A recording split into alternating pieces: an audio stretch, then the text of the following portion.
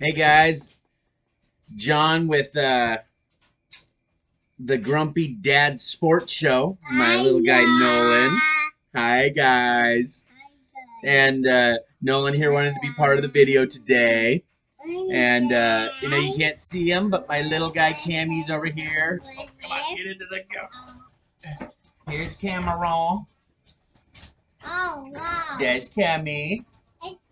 Hi baby. Hi.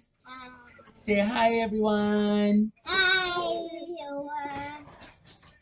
And he's just over here eating some Cheerios. And what I want to talk to you guys about real quick is none other than the ever so popular Aaron Rodgers. Aaron Rodgers logic, right? The great Aaron Rodgers, whom I cannot seem to pin down from year to year, like, what is this guy's moral fabric made out of, right? Because when he came in the league as this young kid, came out of Cal, obviously sat behind Brett Favre for a little while, and when he finally became a starter, is what I should have said.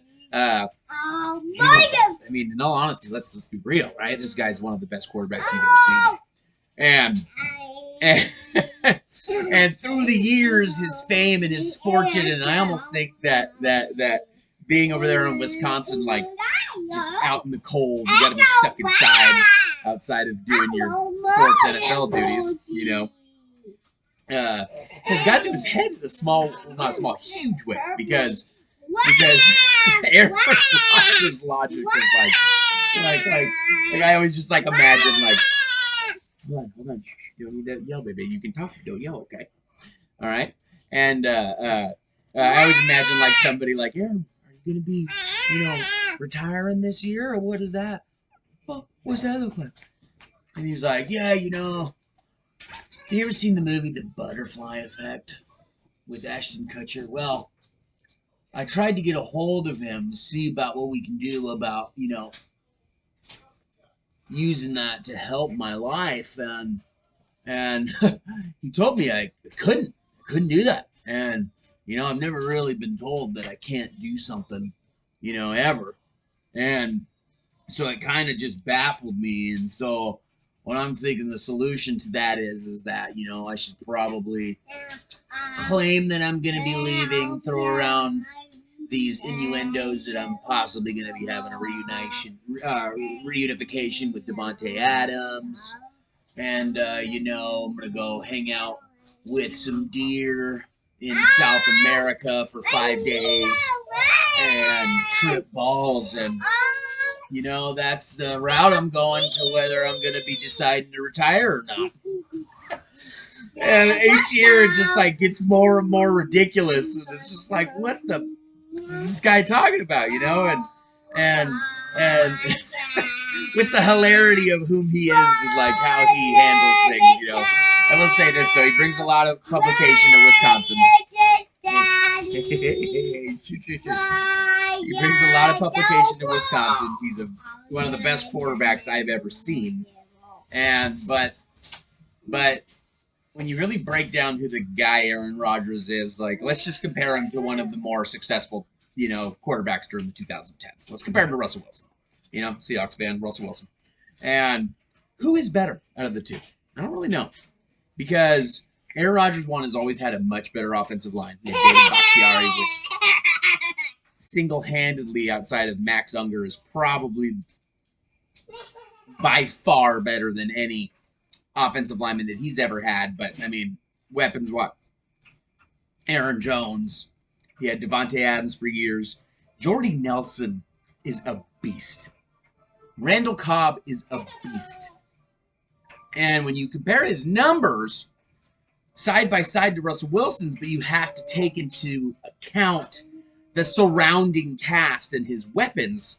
If Aaron Rodgers doesn't have a run game, Aaron Rodgers' game is not the Aaron Rodgers, just like Russell Wilson's game is not, the Russell Wilson you're used to seeing if he doesn't have those things. And so personally for me, while I do respect the guy, I'm not too partial onto thinking of him as a four-time MVP player. It's just I just don't personally see that. But I will say this. I do enjoy the entertainment that I get from watching and paying attention to Aaron Rodgers. And I know my little guys here do too. Huh, baby? Huh, baby? And it does bring a whole pizzazz to the whole NFL thing and the quarterback and just in just Wisconsin. I mean, what else do they even have out there? Right? It's Aaron Rodgers and cheese.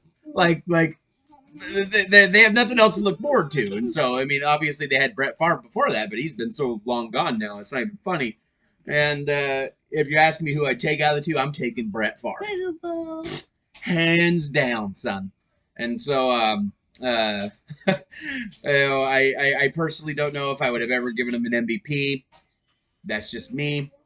That's just me. There is no, if he hasn't had the great supporting cast, you know, I mean, much like Russell Wilson, you've watched games where Aaron Rodgers where he freaking threw for 100 yards and had 0 touchdowns, 30 QB rating with 3 picks, and you know, he's not that Patrick Mahomes level player where even his bad games, he's not making horrible decisions. Even his bad games, he's not.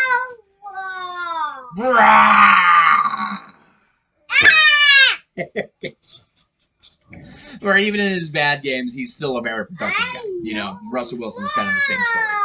And so, personally, for me, don't care a whole lot about Aaron Rodgers, but nonetheless, he's one of the better quarterbacks of all time. He's definitely in the top 10 list of quarterbacks of all time. But for me, I say that with a grain of salt because on my list, if I was to take a genuine list, he wouldn't be on it. But I know that as far as the public eye, he's viewed as that. And so, because of that, I will throw him in there. I mean, the guy is a beast. But, yeah, you know, I've never been a fan of Aaron Rodgers, and I don't know if I ever will. And so, thanks again for listening, guys. It's another episode on the Grumpy Dad Talk Show, or Sports Talk Show, sorry. And, sorry, Nolan's got me all discombobulated here. Nolan's going to say bye to you guys. And, again, hit the like and subscribe button, please. And thanks again for listening. Bye.